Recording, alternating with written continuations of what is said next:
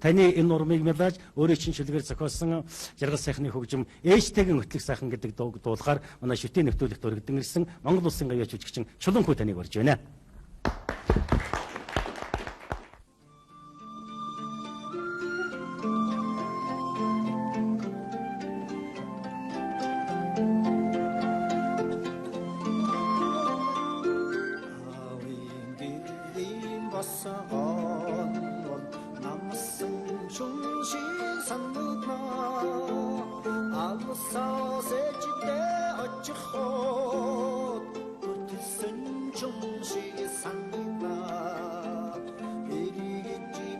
다